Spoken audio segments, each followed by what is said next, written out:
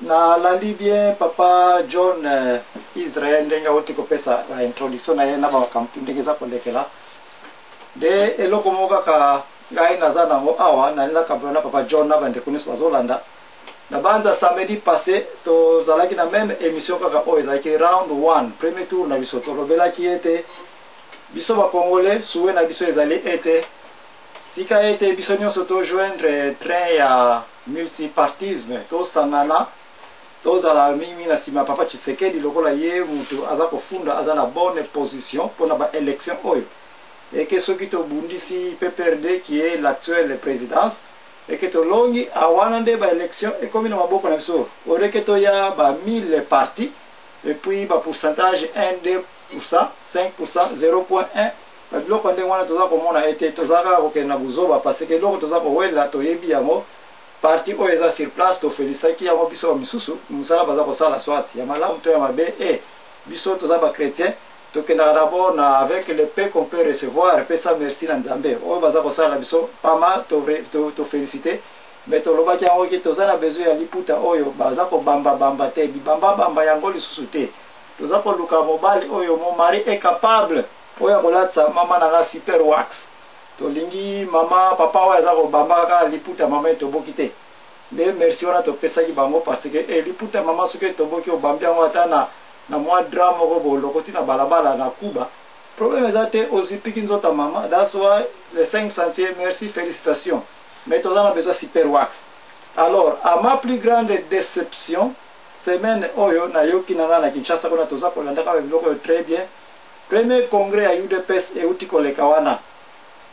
naza déçu parce que je viens de voir que papa Tshisekedi a communiqué à plateau oyo bapesaki Santu Petelo na molimo mosanto qui a lia mais Santu Petelo kutazaki très prudent pour na komona te oh babiloko mseza wana ba ibu na ba nyoka na ba nini tout ça na lia non biloko mseza eza impie je ne peux pas manger. Mais pas avertissement esprit saint tokokende kuna te tozongana na place ya Santu Petelo place nga na pesi de réseau komona ete okoyi kozala ngulu te po ngulu aliaka le tout tika savo na ngulu akoya ale yango tika elambane wana akoya ale yango. Alors ma question est que papa Tshisekedi na tango toza kosatana tosala multipartisme mouvement ekomi komona ja na Kinshasa ekoki kokumba bato na une certaine déception ya baplan A toza tolobelaki semaine passée que bati nyonso baza koyana moi na ba nensemi mabiala oya ba diburu di Congo que je suis très content que bande ko nyonso bakendaka na ligne na ye wana basidi ko yeba bato da ba Congo papa John na banza yoza mu Congo uti ko lobango tu sais très bien comment église oyo eza na problème na PPRD qui est l'actuelle présidence mais comment peut bati toza pe ko reconnaître biso ba chrétien était ya une série des églises za koya avec des inventions ya ba doctrine oyo za ko bebisa moralité ya cité ko benga bato mfumuki mbango bakomi banzambe ba yindo yem da ya ko bikisa ba yindo. Tout ça ce sont des choses où ba mouvement côté gauche baza ko funda été ce sont des chrétiens côté droite c'est une hypocrisie parce que when ko kosaka bato tozo na bonkulu qui bankusu nyonso baza na kati pona koloba tolata ka bangwanda kolata ba jeune fille bangwanda na babiloko no baza kosalaka. Tout ceci ce sont des choses qui sont derrière une scène mabiala ba dibundu di Congo. Et qu'est-ce que je veux dire? Ba parti politique nyonso to yokale te baya to sanga to bundisa mutu moko. Je n'en disconviens pas na philosophie wana. Mais il faut aussi savoir que ceux qui UDPS et ça koya avec philosophie ya kozala parti mener. Il faut regarder plan na yango et ba ete ba force tete pe ba komi ko kota ba tete bazali ke tamba ko kota ce n'est pas que ba yeko pesa oya bango force pour na rejoindre mouvement ya multipartisme mais baza pe ko ya pour demander que non so dinga na chef ya multiparti ya parti na ngai et que na joindre yo il faut comprendre que na kozala pe na moi pion moko majeur na kati. Alors l'IDPS il faut yeba ete quand on parle de leadership on voit batu nini oyo baza corps nucléus oyo bandi mouvement oyo parti oyo lelo batu ba wiko ba eza na position kitoko mais ce qui est comme table de ngulu plateau ya santupete lo ke baka dia eke batata nyonso bakomi kozonga zonga. Alors là nganga komi komona ete mouvement oyo ya multipartisme mpona baplan A tozalaki nango semaine passée bavision toza kotala ke non on peut se joindre ekomi nango na danger parce que j'ai ya badipon ekomi awa. Mais même badipon okoya komona ete soki dipon ya gauche azokende na gauche ake nanu kuna ya droite ake na droite, mais oyo eza dipon moko jumele soudé oyo eza kosala ete papa Tshisekedi ntango bakolika plan tokende na A badipon mosusu bakolinga bakende na B bo toza soudé ekosala ete on n'ira nulle part, on a un point confondu. On a un pire mot et on n'est nulle part parce que on a une position verticale, bah tu sais que bah n'importe quel débrouillé. On combat sur un plan horizontal. Alors finalement c'est un point confondu. Nous n'avancerons nulle part dans l'élection. Bah élection dernier zako ya. Na zako mona été il y a possibilité bah tu musuba jouer j'ai bah tournesol. Il y a kotika na nubino bo croire que bah moi dans la position bien en tant que bah tout baza na avantage à PPRD. Et puis bino kuna multipartisme mais sans le savoir que multipartisme aux aboyanango et ça un dipon jumellé na ba force tête on a outil ko lobelango déjà sur base il y a question oyo outil ko poser papa John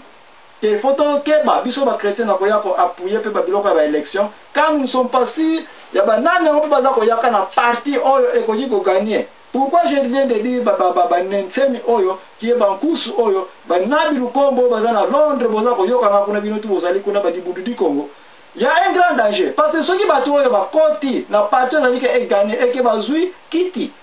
Parmi ma section chrétien, danger Zakoya. Pourquoi danger? Parce que vérité chrétienne, Moko Papa John Israël, il faut l'accepter que les grands désordres des apôtres de Congo, Église et rôle nango ya regarder moralité ya population te. Bat bazako bikulaka, bana bazako boma bango. Biloko yo outi ko répondre que des républiques oyo tozako kenango, eza république moko ba yebi rien sur la vie chrétienne, sur la moralité. Sinon que bazawana bakoina to yo ke basi kuna bazo tumba bango na bapine, ils ne leur disent rien. Pourquoi? Parce que côté moralité, ce n'est même pas leur spécialité. Sinon que nazana no po mona te nana o maza kuna na Congo pour le moment en charge ya biloko etali niveau ya chrétienté ou ko surveiller, ko défendre bana ba ko chege abandonné dans des rues par des églises aux autres professeurs ba biloko. Sinon que ba biloko po oui. Oui, si muke papa zabwana to ko peso susu maloba muke. Oui. Na ko kata susu mwa muke pona kokene na motuna moko muke pa ya invité na biso ya poko alelo. Na landi lisusu ndeko zabwana makambo oti koloba. Tozalaki na émission samedi passé na ndeko Vero to bengisaki pe. Tozalaki na émission avant yango na Jacques Matanda na réalité ya lelo ya situation politique ya Congo na CPLP koyoka ki invité ya lelo ye azo soutenir élection mais azo soutenir papa Tshisekedi. Na lobité ete bato a soutenir papa Tshisekedi mais ye azo soutenir papa Tshisekedi selon maloba na ye. Mais na ina tuna ye motuna moko lisusu pona ko kolba yangola na tuna kiona ibandelike. Batu mingi to bwaka ki lobby po bazalaki na président Kabila to bengaki bango ba Rwandais. Lelo lokola bakomi na Tshisekedi ebele o tozoyamba na radio boko lave bango bakokoma ba saint parce que bakomi ba congolais po kaka bakomi na Tshisekedi. Yango nazobanga mingi ke tokoma ko qualifier batu tokoma ko qualifier batu ba Rwandais kaka parce que baza na pouvoir. Ozomona yango nazobanga ke tokoma ko qualifier batu baza ba Rwandais kaka pona bazana mupanzi moko na bisote parce que sikoyo tozana na ebande tokomi na nguna 2011 te tokomi na suka 2010 wa mai na côté obozolo ba ya opposition na côté ya ba combattant na ba côté ya ba résistant baza pe ebele oyo wana soki ba changer lelo ba okoma kobenga bango ba Rwandais yango wana nazotuna yo papa Bishop invité na biso ya poko ya lelo. Est-ce que, puisque il oppose un candidat à l'opposition soutenir, na moni otangeli biso wa pasteur Moka, est-ce que au candidat lobby ezate bango pe parce que balika ba se positionner parce que ngai nazomona lokwa ebele bakeka rapport ba se positionner soka bimi na deuxième